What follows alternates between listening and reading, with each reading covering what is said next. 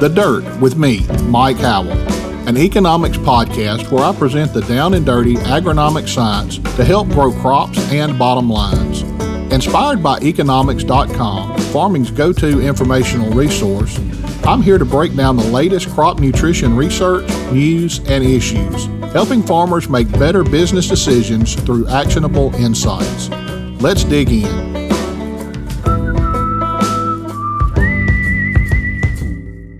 Well, hello again, everyone. Welcome back to The Dirt. I'm not sure about where everybody else is in this growing season, but here at my house, it is getting really hot. Corn is getting on up pretty tall. I have not seen any corn starting to tassel yet, but it won't be very long. I understand that there's still some corn that's still being put in the ground, so a wide range of development at this time of the year. But I thought we'd spend a few minutes today talking about nitrogen management in corn, and to help us do that, we've got Dr. Fabián Fernández with the University of Minnesota with us today. Fabián, welcome to The Dirt.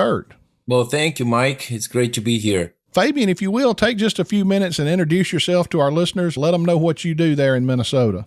Yeah, for sure. I am a professor in the Department of Soil, Water, and Climate at the University of Minnesota. I am located in the St. Paul campus, but I conduct research and I also have extension responsibilities across the state. So I have research projects all over the state, and I meet on a regular basis with a lot of corn growers across the state and the region. Research, extension, and teaching. Sounds like they've got you on a 3-for-1 deal, Fabián. Yes, I don't teach any classes in the classroom per se, but I do have graduate students, and so I am a mentor to graduate students that are getting their master's or PhD degrees. So yeah, it keeps me busy for sure. That's good. Glad to have you on the show today. And I know you've done a lot of work with nitrogen management in corn, and that's where we want to get to today. Before we get started, can you tell us a little bit about how the season's going in Minnesota? Is all the corn planted there, and how's it progressing? Yeah, so it's kind of an interesting season. We started pretty good even in April, which is pretty early for us. We had a window around the middle of April where we could get some planting done, which is very unusual. Typically, we are looking at the end of April or early May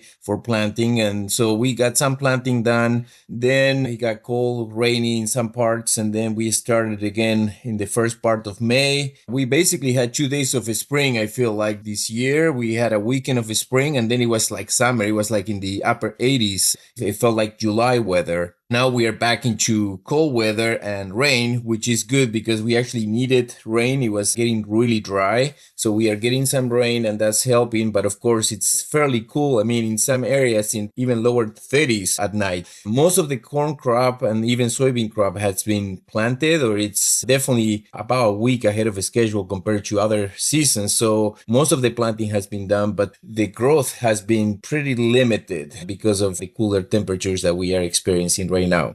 Fabián, we had a little different situation here in the South. We were able to get our corn planted a little early, like you mentioned, and then we started getting heavy rainfall. And a lot of these areas had 8 to 10, maybe even as much as 15 inches of rainfall for a couple of week period there, and just really kept people from getting in the field. And that corn grew. And a lot of this corn was starting to show some signs of nitrogen deficiency. We just wasn't able to get these applications of nitrogen made in time. And I've heard some growers have went out with drones making drone applications, and where they could, they were flying with aerial applicators trying to get some nitrogen on this corn because it was just too wet to get in the field. And I thought today would be great to talk about nitrogen management. We need this rain to make the crop, but it really makes managing nitrogen difficult sometimes. I saw a publication that you had put together over your career that you had learned 4 things about managing nitrogen, and I thought we would spend a little time talking about that today. The first thing that you had mentioned there was talking about the value of spring applications of nitrogen. Can you talk a little bit about what you were talking about with the spring applications and why that is so important? Like you said, Mike, I've spent quite a bit of my career working on nitrogen management, and over the years, I've learned a few things that I share in that article. When we talk about nitrogen management, I always tell people that we are really and truly looking at risk management. Things that tend to work well year in and year out, or more often than not, is where we need to be focused on, because hardly ever 100% of the time we'll see the results that we expect. But if we see them more consistent than not, that's where we need to be focused on, because we are working with Mother Nature. There is nothing consistent about any growing season. We often talk about normal conditions, but the reality is that the normal conditions is the average of a whole bunch of abnormal conditions that we have year in and year out, and we make an average. So when we look at nitrogen management, what I've seen pretty consistently is that spring applications tend to be the ones that work the best. Again, they are not 100% of the time, but they do work the best. And what I mean by that is that we all know nitrogen is expensive, and so we need to manage nitrogen to the best of our ability to make sure that we get a good return on the investment, that the application that we make helps us make yield. And then the other part too is the environmental concerns around nitrogen. We know that if we over apply nitrogen, or we apply it at the wrong time, or use the wrong source of nitrogen, we can stand to lose quite a bit of nitrogen. And that also creates environmental concerns, which are of great importance. And so the spring applications tend to be a good compromise between what we need to do to manage nitrogen. If we go too early, we have more chance of losing nitrogen. If we go too late, we could run into other issues where we might not have enough nitrogen for the crop, as you mentioned in some of the situations where you are. The narrower the window of time between the time we apply nitrogen to when the crop needs it, the better it is, because we reduce the potential for loss of that nitrogen. We normally talk about applying nitrogen early in the season. Pre-plant or early season applications work well. For us, especially in Minnesota, we have soils with a lot of organic matter. And so there is mineralization that is taking place. So it's providing some nitrogen. And typically, when you look at how much nitrogen a crop needs, it's pretty small amount early on. Between the V4 to V6 leaf stage, you're looking at about 10% of the total nitrogen, or about 20 pounds of nitrogen that a corn crop needs. And so those needs are typically met by what's in the soil, what is mineralized. And so we don't really worry too much about having all the nitrogen ahead of the crop. The other thing too that I would mention is that even with pre-plant applications, which I like pre-plant applications, we also need to be looking at kind of the conditions we are in, because like I say, every growing season, every spring is different. There are years where it's really wet, and even pre-plant application could result in some nitrogen loss. And so looking at the nitrogen source, for instance, that we use can be important. Just to give you an example, for instance, Mike, last growing season, 2024, was an extremely wet spring for us. Even though we normally say urea applications work well for a pre-plant application, last year the anhydrous ammonia was a much better option than urea, because it takes longer for anhydrous ammonia to nitrify and to be subject to nitrogen loss compared to urea. And so because of those wet conditions, we actually saw that anhydrous was a better option than urea. Again, that's not the typical thing. Most years urea works pretty well, but we do need to be concerned or paying attention to the conditions every year. Fabián, one thing that you touched on and kind of brushed over was you said you have high organic matter soils there. Now, this podcast is being broadcast all over the world. I know we have listeners from about 60 different countries that tune in. Not all of us have organic matter. Where I'm located here in South Mississippi, high organic matter for us is going to be somewhere around 0.5% organic matter. And we just can't hold that nitrogen like you can up there.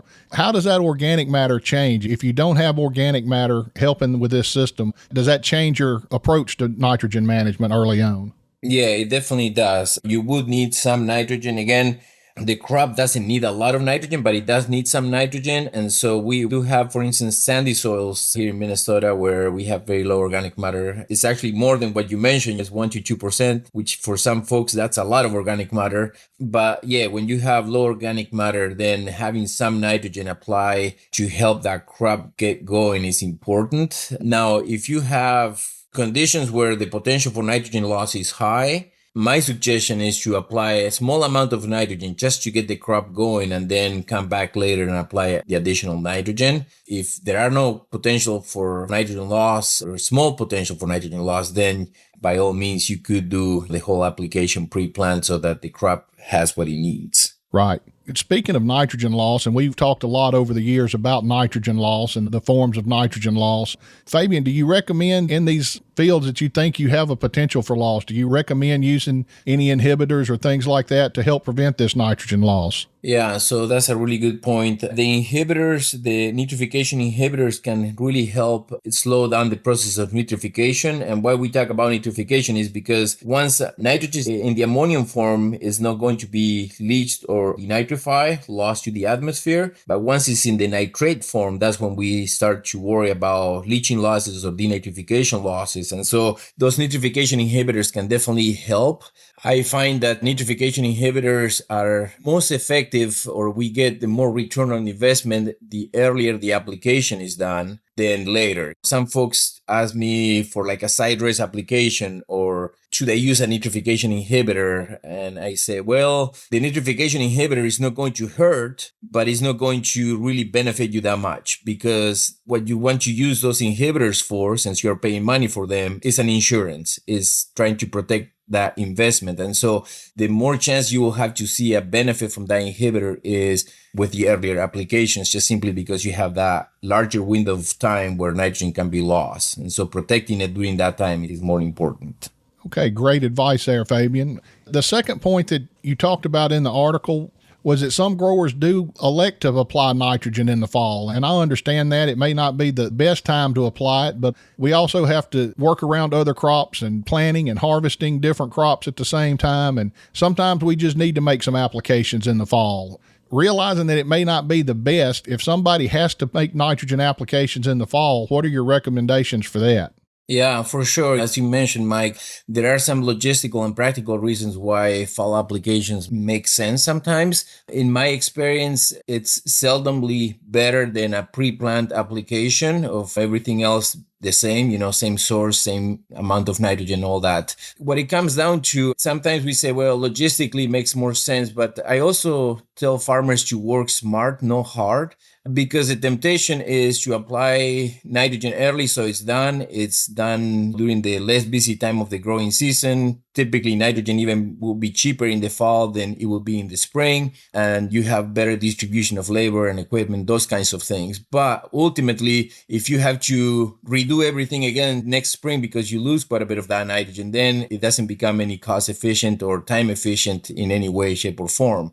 In my experience, I would say if you have to do a fall application, there are a couple of things to keep in mind. One is that nitrogen source is very important, and the time of that fall application. Waiting until soil temperatures are cooling down 50 degrees Fahrenheit or cooler, 10 degrees Celsius or cooler, is important because nitrification slows down at that point. But the other part is the source. We've done a lot of studies over the last 12, 15 years looking at anhydrous and urea. Those are kind of the two major nitrogen sources that we use in Minnesota. And what we found is that urea is just not a very good source for fall applications. If you are going to do a fall application of nitrogen, go with anhydrous ammonia. We looked at comparison of pre-plant urea versus fall urea, and we find consistently that you need a lot more nitrogen to produce lower yields with that fall application compared to a spring application. The other thing that we've looked at, for instance, is other nitrogen sources like ESN or urea applying a band, just to see if we can still use something aside from anhydrous ammonia in the fall. And every time we find that those applications come short, and anhydrous ammonia is really the only nitrogen source that I feel confident that does a better job. And that said, of course, still, if we compare anhydrous ammonia in the fall versus the spring, I would say more often than not, the spring application will do better. This is just in case that, okay, you have to do a fall application. That's what I would go with. It's just an anhydrous ammonia as the nitrogen source. Nothing else really compares. Everything else kind of falls short in terms of performance. Right. And Fabian, in my world, we just don't even consider a fall application. We know we would lose every bit of it. And I think you hit the nail right on the head. You said when the soil temperature is getting 50 degrees and falling. And here in the South, we may not get to 50 degrees in some places. If we do, it's only going to be for a couple of days. So we can lose a lot of nitrogen here in the South, and we just don't even consider making that fall application. Yeah, and that's exactly right, Mike. And especially for this wider audience, this is Minnesota conditions where the soils freeze to depth and they stay frozen until about March, middle of March, compared to other places where the soils never freeze or where there is a lot of rain. You need to really be aware of those things. In most locations, a fall application ahead for a corn crop doesn't work very well. And even in here in Minnesota, where again, soil freeze, there is nothing happening in terms of nitrification or leaching or anything like that. Even under those conditions, waiting until temperatures cool down and everything, we still stand to lose some nitrogen with fall applications compared to a spring application. Well, Fabian, the next thing your article mentioned was split nitrogen applications. Tell our listeners what you recommend when it comes to making multiple applications and when we need to think about making split applications of nitrogen. Yeah, so again, speaking a little bit from my experience in Minnesota, we've looked at this question a lot over the last 12 years or so that I've been working here in Minnesota with pre-plant versus split applications. And what we find is that typically they make little difference, with two exceptions. One is sandy soils. If you have sandy soils, a split application is a must. You have to do those split applications. And this will be the same for soils where you have high potential for nitrate leaching or nitrogen loss through denitrification, for instance. Those split applications will be much, much better. So in sandy soils, it's a given. You have to do split applications. In fact, when I started working here in Minnesota, first in sandy soils, I would apply half of my nitrogen pre-plant and then do the rest as side dress. And I learned pretty quickly that even that was too much. So now I actually have dialed it to applying no nitrogen pre-plant in sandy soils and applying the first dose of nitrogen around V2. So after the crop emerge, I would apply my first dose of nitrogen and then wait a little bit longer into the season to apply a second and third, even a fourth application. Those tend to work very well in sandy soils. The other situation is the fine texture soils that have poor drainage. And in those conditions, a split application could be beneficial if you have extremely wet conditions.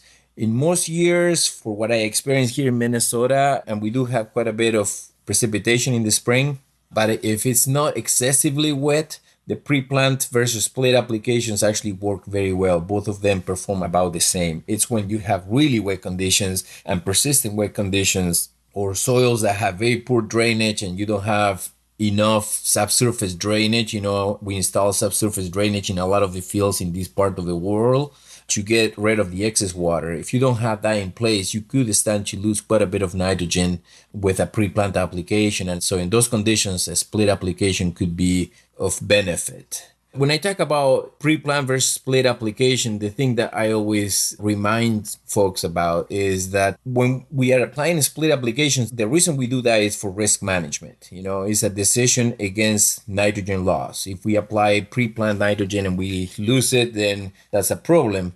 With the split applications, though, we need to keep in mind that there are other kinds of risks associated with that split application.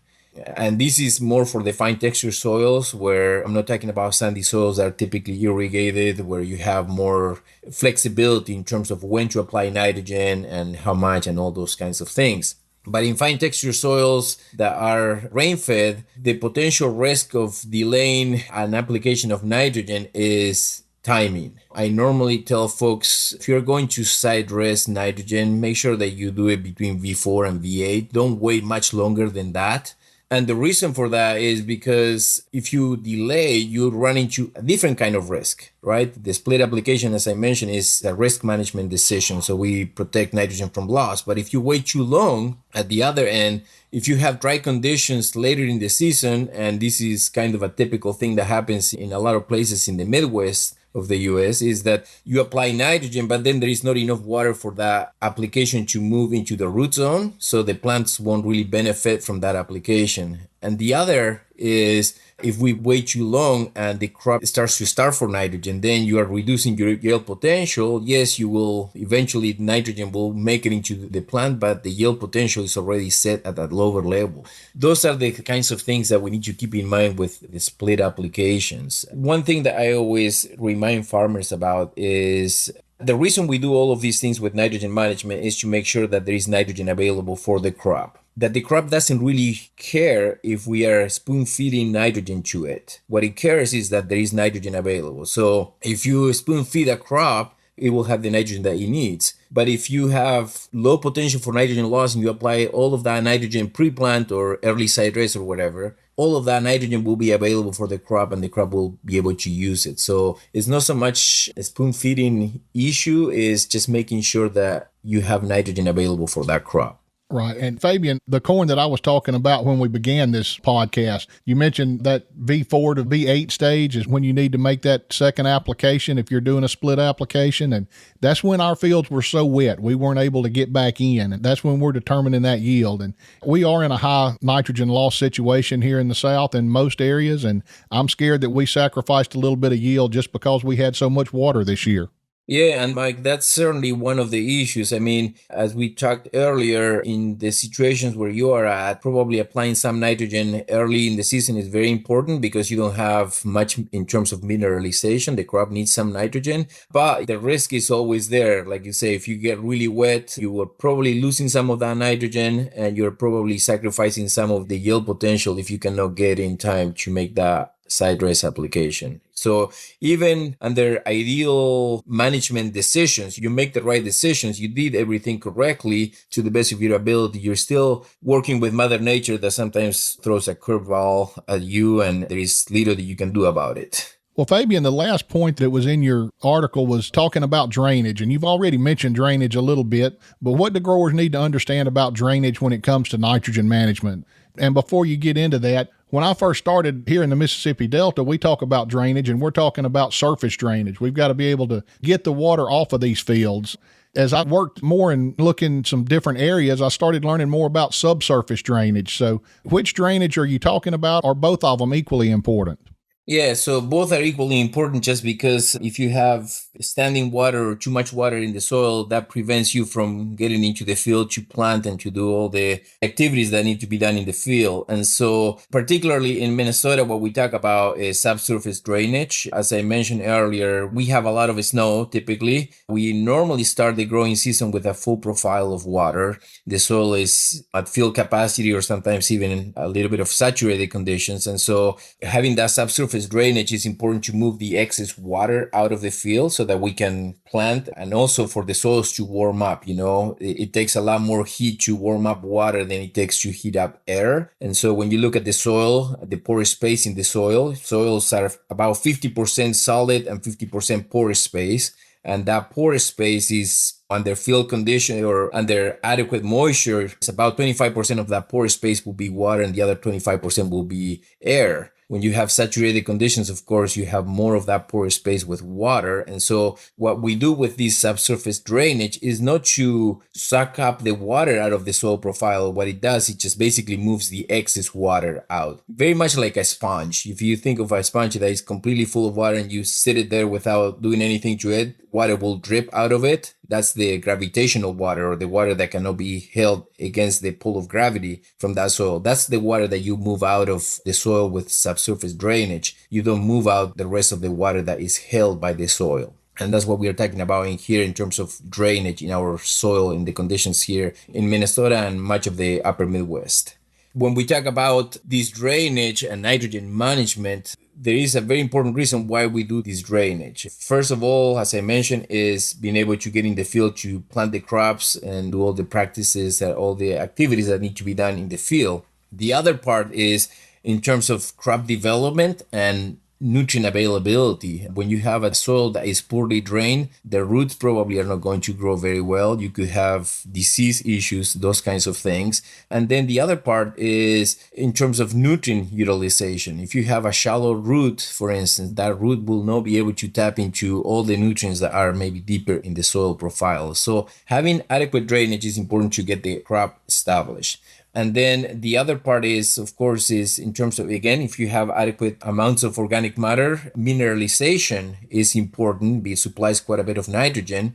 But if you have poor drainage, mineralization can be slowed down. And so having adequate drainage helps with that part of the equation. And then in terms of nitrogen loss, we talked quite a bit about nitrogen loss. This is kind of a catch-22, or you improve one thing while another one gets worse kind of situation. Because with subsurface drainage, what you do is you increase the amount of nitrate that could potentially leach out of the soil. You basically are creating a channel for excess water to move out. And if that water contains nitrate will move with the water and it will exit the field into a ditch that ends up in a river somewhere.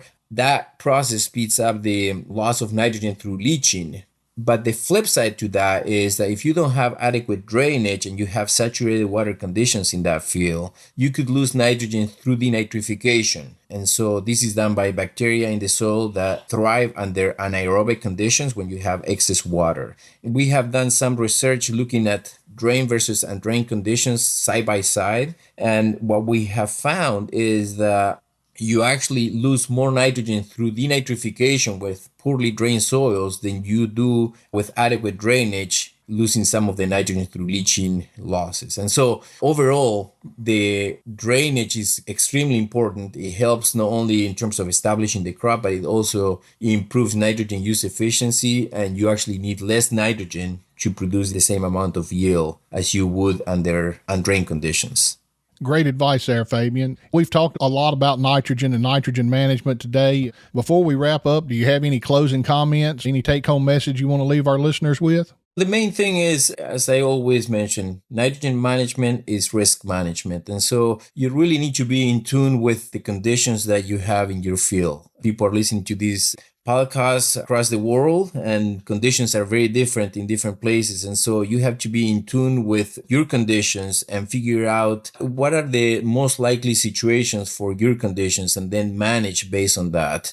Of course, as we talked about earlier, we do work with Mother Nature, and sometimes despite our best efforts, we may lose some nitrogen. We may not get the yields that we expect based on our best management. But again, we need to be looking at some of these things in terms of probability. What is the chance that this practice will more often than not give me benefits, and go for that? That's the kind of the more secure aspect of what we need to be looking at, knowing full well that there will be years that even the best practices may not get us exactly where we want to be. Fabián, we really appreciate you taking time out of your schedule to visit with us today. I'm sure our listeners got a lot of valuable information from our conversation today. Listeners, thank you for tuning in this week. And as always, I want to remind you to hang around for just a couple of moments, and we'll be right back with segment 2. Farming isn't farming without questions. And now there's a place to go for answers. At eKonomics, an entire team of agronomists is waiting and ready to help for free. No question is too big or too small. Visit Nutrien-economics.com and submit your question with the Ask an Agronomist feature. Well, listeners, welcome back for segment 2. We appreciate you hanging around for this segment. We're having a lot of fun doing this. This is a segment where we ask an agronomist a question of the week. And to help us with this question this week, we're pleased to have Mike Howell back with us. Lyle, welcome back to the dirt. Thanks again for having me, Mike, on the dirt. And I really enjoyed this segment with these quick questions from farmers in the field. Well, Lyle, today's question has to do with forage production. Our question today is, what soil conditions support production of high-quality forages, and what role does nitrogen play in forage production? Yeah, a good question, Mike. Forages, right from where you work in the southern states to up here in Canada, very important crop, huge number of acres. We never pay attention to them. They're certainly the most under-fertilized crop probably in the world, and certainly where I sit. And they are highly responsive to fertilizers, and in particular, often nitrogen fertilizer. Forages have tremendous production, and we remove a lot from a forage field. We don't just remove a little bit of seed. We remove that whole crop, and sometimes repeatedly when we harvest hay. And forages just inherently have huge biomass production. And to do that, they need a lot of nutrients. And nitrogen often becomes deficient in these forage systems. And it's important to the forage crop, not just in terms of yield, but in terms of palatability of that forage. So a forage crop with enough nitrogen will have more protein. The forage material is easier for the animals to just graze and eat and digest, and it's just better for the animals. And another factor that I think that we often forget, especially when we're grazing that forage production in a pasture situation, is that if animals are in a pasture, a paddock that has good forage production, perhaps because of nitrogen application, it means it's less stressful to the animals. They don't have to move around as much. You might not have to load them up and move them off to the next pasture. And you gain production not just because of higher hay production, higher pasture production, but also because of reduced stress to the animals. When the animals are moving around, they stop eating. When they're moving around, they're stressed. And so in the end, good fertilizer management on forages, and that is especially true with nitrogen fertilizer, is important to the forage, and it's important to the animals eating that forage. Great information, Lyle. The less steps that animal has to take during the day, the less of that forage they're going to be working off. They're exercising just like we are. So the fewer steps I have to take to get to the dinner table, the more weight I can gain, and I seem to do a great job doing that. Lyle, we appreciate you taking time to visit with us today. Listeners, thanks for tuning in to this week's episode. And as always, if you need more information on anything we've talked about today, you can visit our website. That's Nutrien-eKonomics.com. Until next time, this has been Mike Howell with The Dirt. Hey guys, if you like what you heard today, do us a favor and share this podcast with someone else. It could be your neighbor, your friend, your crop advisor, or whoever you think would enjoy it.